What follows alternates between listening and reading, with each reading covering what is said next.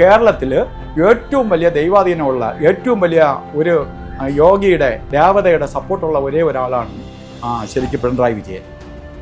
ആരെങ്കിലും എന്ത് പറഞ്ഞാലും ഇപ്പോൾ ലോക നേതാക്കന്മാരെ എടുത്തു നോക്കി, ഇപ്പൊ അമേരിക്കയുടെ പ്രസിഡന്റ് ട്രംപ്, അവർക്കൊന്നും ദൈവാധീനത്തിന് ക്ഷേത്രങ്ങളില്ല, മറ്റൊന്നുമില്ല. ഈ ജന്മത്തിൽ അവര് അവിടെ ജനിച്ചു.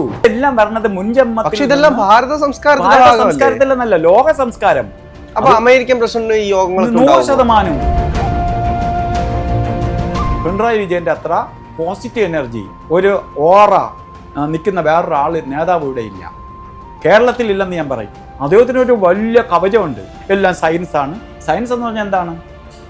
എല്ലാത്തിനും അന്വേഷിച്ചടക്കുന്ന സയൻസ്. ജാതകത്തിലുള്ള ഒരു യോഗമാണ് അഖണ്ഡ സാമ്രാജ്യ യോഗം. അഖണ്ഡ സാമ്രാജ്യ യോഗം. ഇത് ശ്രീകൃഷ്ണൻ ഉണ്ടായിരുന്ന യോഗമാണ്. കൃഷ്ണൻ ഓരോ അവിടെ നിന്ന് ഇങ്ങനെ പതുക്കെ വരണ അതിൽ ആദ്യം അദ്ദേഹം പറഞ്ഞിരിക്കണം, ഒരു മനുഷ്യൻ പോലും എണീക്കരുത്. അങ്ങനെ ദ്രോണരും ദ്രുപദരും ഭീഷ്മാചാര്യരും എണീറ്റു, അവസാനം ദുര്യോധനും എണീറ്റു. അപ്പം അതുകൊണ്ടാണ് നരേന്ദ്രമോദി ഏത് വേദിയിലേക്ക് കയറി ചെന്നാലും അദ്ദേഹത്തിന് ശത്രു രാജ്യത്താണ് പോയെന്ന് വെച്ചോളുക, ശത്രു പോലും ഇദ്ദേഹത്തിന് ഷേക്കിൻ്റെ കൊടുത്തും കെട്ടിപ്പിടിക്കും. അതിൻ്റെ പിന്നിൽ നമ്മളെ നയിക്കുന്ന അദൃശ്യമായ ഒരു ശക്തിയുണ്ട്. ഇതില്ലാതെ ഒരാളും സക്സസ് ആയിട്ടില്ല. ഒന്ന് നമുക്ക് ഉദാഹരണം തന്നെ എടുക്കാം. നമ്മളെ ആരാധ്യനായ പ്രധാനമന്ത്രിയുടെ വലിയ ഒരു സന്യാസി വരികയാണ്, ഒരു യോഗി. അദ്ദേഹം ആശ്രമത്തിൽ നിന്ന സമയത്ത് ആ ആശ്രമത്തിലുണ്ടായിരുന്ന ഒരു യോഗിയുടെ ആത്മാവ് അദ്ദേഹത്തിൻ്റെ കൂടെ ചേർന്ന് പ്രവർത്തിക്കുന്നതാണ്. ഈ ലോകത്ത് മൊത്തം പോയി അദ്ദേഹത്തിന് അഖണ്ഡ സാമ്രാജ്യ യോഗമുണ്ട്. ഞാൻ അദ്ദേഹത്തിൻ്റെ ജാതകമൊക്കെ, അതായത് 1950 ശരിക്ക് സെപ്റ്റംബർ മാസം 17-ാം തീയതി രാവിലെ 11 മണിക്കാണ് അദ്ദേഹം ജനിച്ചത്. പ്രധാനമന്ത്രിയുടെ ജാതകം നോക്കിയിട്ട് അപ്പോൾ ഞാൻ അതാണ് ഡേറ്റ് ഓഫ് ബർത്ത് പറഞ്ഞത്.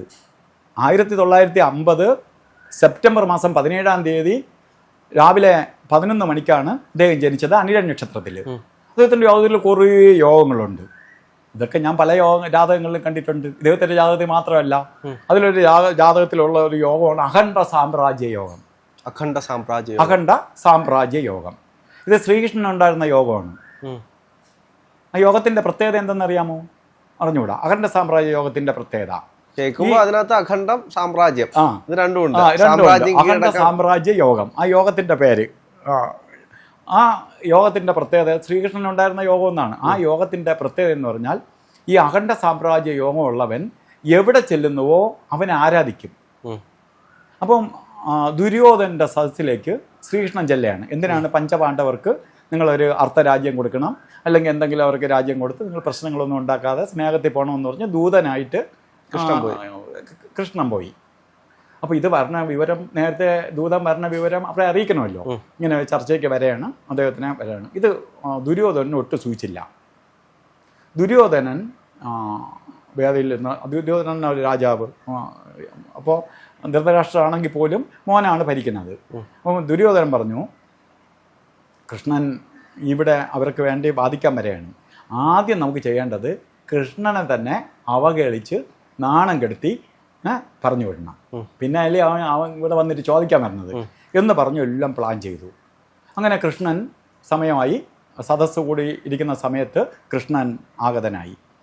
അങ്ങനെ കൃഷ്ണൻ ഓരോ അവിടെ നിന്ന് ഇങ്ങനെ പതുക്കെ വരണ അതിൽ ആദ്യം അദ്ദേഹം പറഞ്ഞിരിക്കണം, ഒരു മനുഷ്യൻ പോലും എണീക്കരുത്, കൃഷ്ണനെ റെസ്പെക്റ്റ് ചെയ്യരുത്. അപ്പോൾ കൃഷ്ണൻ ഓരോ സ്റ്റെപ്പ് വീതം കയറി ഈ ഹാളിലേക്ക് പ്രവേശിച്ചു. അറിയാതെ ആ ഹാളിൻ്റെ ഇദ്ദേഹം കാലെടുത്ത് വെച്ചപ്പോൾ തന്നെ അടുത്തിരുന്ന ഓരോ ആളായിട്ട് എണീറ്റു തുടങ്ങി. അങ്ങനെ ദ്രോണരും ദ്രുപദരും ഭീഷ്മാചാര്യരും എണീറ്റു, അവസാനം ദുര്യോധനും എണീറ്റു നിന്നു. നമ്മൾ മനസ്സിലായില്ലേ? എണീറ്റ് നിന്നു. എന്തുകൊണ്ട് എണീറ്റു? എവര് പോലും അറിയാതെ ഈ അഖണ്ഡ സാമ്രാജ്യ യോഗമുള്ളവൻ എന്നൊരു പ്രത്യേകത എന്ന് വെച്ചാൽ എവരെ ആകർഷിക്കാനും എവരെ അധീനരാക്കാനും ഉള്ള ശക്തിയുണ്ട്, ഇൻഫ്ലുവൻസ് ചെയ്യിപ്പിക്കാനുള്ള കഴിവുണ്ട്. അപ്പം അതുകൊണ്ടാണ് നരേന്ദ്രമോദി ഏത് വേദിയിലേക്ക് കയറി ചെന്നാലും അവിടെ അദ്ദേഹത്തിന് ശത്രു രാജ്യത്താണ് പോയെന്ന് വെച്ചോളുക, ശത്രു പോലും ഇദ്ദേഹത്തിന് ഷേക്കിൻ്റെ കൊടുക്കും കെട്ടിപ്പിടിക്കും. ഈ ജാതക യോഗം മാത്രമല്ല, പിന്നെ അവിടെയാണ് ഇദ്ദേഹത്തിന് ഇത് യോഗം കൊണ്ട് ഇങ്ങനെ നമുക്ക് പലയിടത്തും പോവാം, നമുക്ക് ശ്രദ്ധിക്കപ്പെടും, ആകർഷിക്കപ്പെടും, ഒരു പോസിറ്റീവ് എനർജി ഉണ്ടാവും, ഇതൊക്കെ മാത്രമാണ്. പിന്നെ അവിടെയെല്ലാം ഈ സന്യാസി വരേണ്ട മഹായോഗിയുടെ സപ്പോർട്ട്. ഈ സപ്പോർട്ട് എന്ന് പറഞ്ഞാൽ ഒരു ദൈവങ്ങൾക്ക് സപ്പോർട്ട് ചെയ്യാൻ പറ്റില്ല. ദൈവത്തിൻ്റെ സപ്പോർട്ടിനേക്കാൾ വലുതാണ്. ഞാൻ ഇപ്പോൾ വളരെ കാര്യമായിട്ട് ഇപ്പം പറയുകയാണെങ്കിൽ, ചാനലിൽ നിന്ന് പറയുകയാണെങ്കിൽ, കേരളത്തിൽ ഏറ്റവും വലിയ ദൈവാധീനമുള്ള ഏറ്റവും വലിയ ഒരു യോഗിയുടെ അല്ലെങ്കിൽ ഒരു വളരെ ദേവതയുടെ സപ്പോർട്ടുള്ള ഒരേ ഒരാളാണ് ശരിക്കും പിണറായി വിജയൻ. ആരെങ്കിലും എന്ത് പറഞ്ഞാലും. പക്ഷെ ഞാൻ ഒരു ചോദ്യം ചോദിച്ചോട്ടെ. ഇപ്പോൾ ലോക നേതാക്കന്മാരെ എടുത്തു നോക്കി, ഇപ്പോൾ അമേരിക്കയുടെ പ്രസിഡന്റ് ട്രംപ്, അപ്പൊ അവർക്കൊന്നും ദൈവാധീനത്തിന് ക്ഷേത്രങ്ങളില്ല, മറ്റൊന്നുമില്ല. ഈ ജന്മത്തിൽ അവർ അവിടെ ജനിച്ചു. ഇവിടെ ഈ ജന്മത്തിൽ അവർ അവിടെ ജനിച്ചു. ഈ മൂർത്തികളൊക്കെ വന്ന ഈ ജന്മത്തിൽ ഇയാളെ കൂടെ ഇവർ കൊണ്ടുവന്നതാണ്, ഇവരിപ്പോ വിളിച്ചോണ്ട് വന്നതാണോ? ഇതെല്ലാം വരണത് മുൻജന്മത്തിൽ. ഇതെല്ലാം ഭാരത സംസ്കാരത്തിലെന്നല്ല, ലോക സംസ്കാരം. ഈ മൂർത്തികൾ ഇന്ന് ഈ ഭാരതത്തിൽ ജനിച്ചവരെല്ലാം ഭാരതത്തിലുള്ളവരാണോ? ഭാരതത്തിലുള്ളവർ ഭാരതത്തിലേ ജനിക്കുള്ളൂ എന്ന് നിർബന്ധമല്ല ഉണ്ടാ? ഈ ഭൂലോകത്തുള്ളവരെല്ലാം അവരെ ഭാവി, ഞാൻ ഈ ലോകത്തെല്ലാം പോയി, ഞാൻ പറഞ്ഞല്ലോ 49 ലോക രാജ്യങ്ങളിൽ പോയി കൺസൾട്ട് ചെയ്ത അറിവാണ് ഞാൻ പറഞ്ഞത്. അതുകൊണ്ട് ഇവിടെ ഉള്ളവന് മാത്രമേ പരദേവതയുള്ളൂ, ഇവിടെ ഉള്ളവന് മാത്രമേ മൂർത്തികളുടെ സപ്പോർട്ടുള്ളൂ, ഇവിടെ ഉള്ളവന് മാത്രമേ ആത്മാവിൻ്റെ കൂടെ പോസിറ്റീവ് എനർജി ഉള്ളൂ എന്ന് ചിന്തിക്കരുത്. അപ്പൊ അമേരിക്കൻ പ്രസിഡന്റ് ഈ യോഗങ്ങൾ 100% ആ യോഗം ഉള്ളവരുടെ പേരിലല്ല അദ്ദേഹത്തിന് ഈ ലോക ചക്രവർത്തി ആവാൻ പറ്റിയത്. ഇല്ലാതെ അദ്ദേഹം കാണിക്കുന്ന കാര്യങ്ങളോ അദ്ദേഹം പറയുന്ന കാര്യങ്ങളോ ഒക്കെ പലപ്പോഴും ശ്രദ്ധിച്ചിട്ടുണ്ടാവും. പല പൊട്ടത്തരങ്ങളും വിളിച്ച് പറയാറുണ്ട്. മറ്റവരെല്ലാം ഒച്ച പുച്ചടക്കി നിൽക്കുന്ന ആയിട്ടും കാണാം നമുക്ക്. ഞാൻ അതുകൊണ്ട് ഇപ്പോൾ ഇവിടെ ഉദാഹരണം പറഞ്ഞ്, ഇന്ന് കേരളത്തിൽ ഉള്ളതിൽ ഏറ്റവും ദൈവാധീനമുള്ളവൻ, ഇന്ന് അദ്ദേഹം ചിലപ്പം ദൈവത്തിനെ വിളിക്കുന്നുണ്ടാവില്ല, ദൈവത്തിനെ ചിലപ്പോൾ തെറി വിളിക്കുന്നുണ്ടാവാം, വിളിക്കുന്നവരെ ചിലപ്പോൾ വഴക്ക് പറയുന്നുണ്ടാവാം. അതൊക്കെ സെക്കൻഡ്. ഞാൻ എൻ്റെ അനുഭവത്തിൽ ഞാൻ അദ്ദേഹം പ്രസംഗിക്കുമ്പോഴും പല വേദികളിലും ടി വിയിലൂടെയൊക്കെയാണ് കാണുന്നത്, ഡയറക്റ്റ് പ്രസംഗം കേൾക്കാനൊന്നും ഞാൻ പോയിട്ടില്ല. പക്ഷേ പിണറായി വിജയൻ്റെ അത്ര പോസിറ്റീവ് എനർജി, ഒരു ഓറ നിൽക്കുന്ന വേറൊരാൾ നേതാവ് ഇവിടെ ഇല്ല, കേരളത്തിലില്ലെന്ന് ഞാൻ പറയും. കേരളത്തിൽ പിണറായി വിജയൻ്റെ അത്ര ഓറയുള്ള ഒരാളില്ല.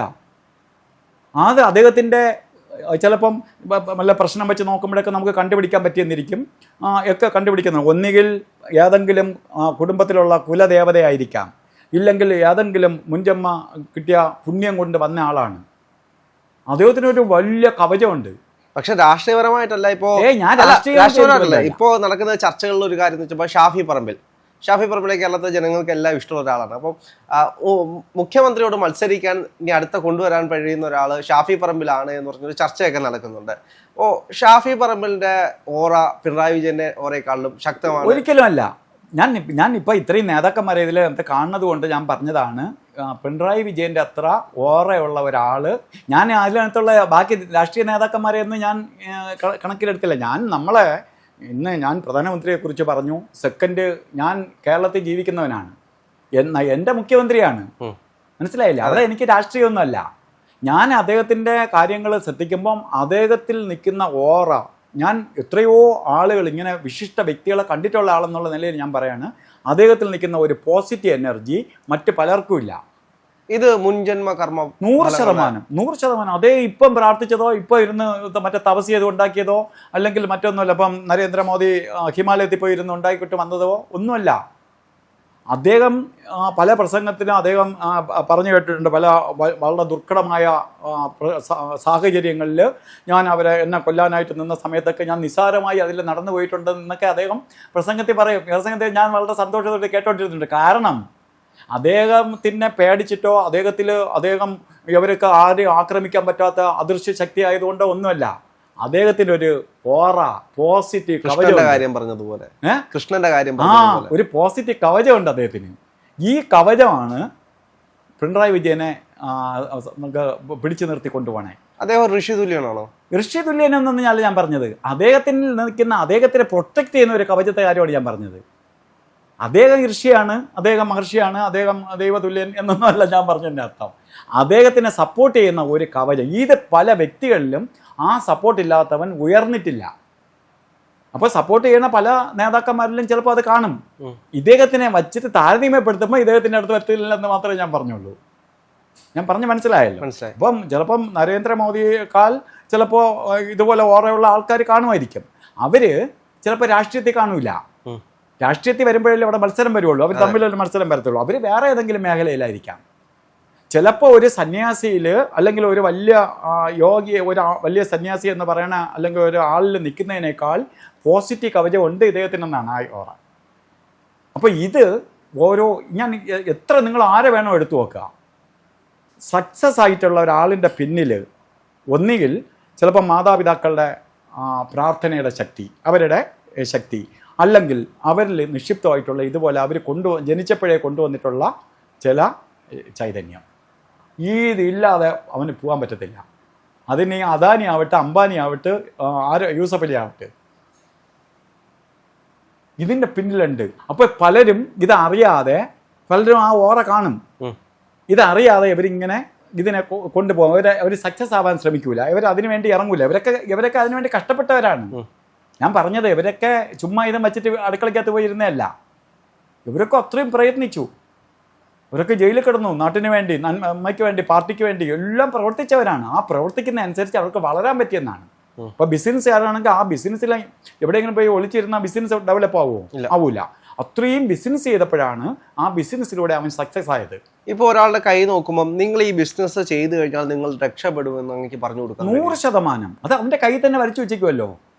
നിങ്ങളിപ്പോൾ ഒരു ബിസിനസ് ചെയ്യാൻ ഇപ്പോൾ സമയമാണെങ്കിൽ ആ ബിസിനസ് നിങ്ങൾക്ക് ചെയ്യാമോ? ആ ബിസിനസ് ചെയ്താൽ നിങ്ങൾ സക്സസ് ആവുമോ? ഇതെല്ലാം അവിടെ കാണുമല്ലോ. പിന്നെ അത് പറഞ്ഞു കൊടുക്കുക എന്ന് പറയുന്നത് ഈസി അല്ലേ? നിങ്ങൾ എഴുതി വെച്ചിരിക്കുന്ന കാര്യം ഞാൻ വായിച്ചു തരയില്ലേ ചെയ്യുന്നത്, അല്ലാതെ എനിക്കവിടെ ഉള്ള അദൃശ്യ ശക്തിയിലെ ആവശ്യമില്ല.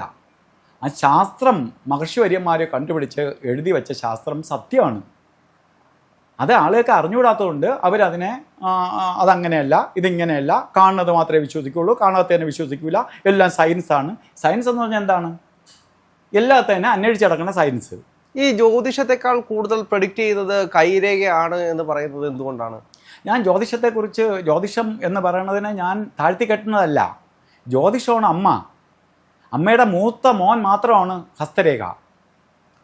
ഞാൻ രണ്ടിനെയും കൂടി താരതമ്യപ്പെടുത്തുകയാണെങ്കിൽ ജ്യോതിഷം എന്ന മാതാവിൻ്റെ മൂത്ത പുത്രനാണ് ഹസ്തരേഖ. അപ്പോൾ അമ്മ പറയുന്ന കാര്യത്തിലെ 100% ശരി. അമ്മയിൽ നിന്ന് കിട്ടിയത് അമ്മയല്ല പാർട്ടാണ്. പക്ഷെ നമുക്ക് കണ്ടുപിടിക്കാനായിട്ട് എളുപ്പ വഴി എന്ന് പറയുന്നത് നമുക്ക് ഹസ്തരേഖയിലൂടെയാണ്. അത് എന്തുകൊണ്ടെന്ന് വെച്ചാൽ ഇന്നത്തെ സാഹചര്യത്തിൽ ഈ ഞാൻ പറഞ്ഞല്ലോ, ഈ വരുന്ന ജനനത്തിൻ്റെ പ്രശ്നങ്ങൾ, ഇതൊക്കെ ഇങ്ങനെയുള്ള പ്രോബ്ലംസ് ഉള്ളത് കൊണ്ട് ആണ് നമുക്ക് ഇപ്പോൾ ജാതകം നോക്കുമ്പോൾ അതാവും ഇതാവും എന്നൊക്കെ പറഞ്ഞ് നമ്മൾ ഒന്നും ആവാതെ പോകുന്നതിൻ്റെ മെയിൻ റീസൺ. അതുകൊണ്ടാണ് നമ്മൾ ഇതിനെ കൂടുതലായിട്ട് 100% നമുക്ക് വിശ്വസിക്കാൻ പറ്റും.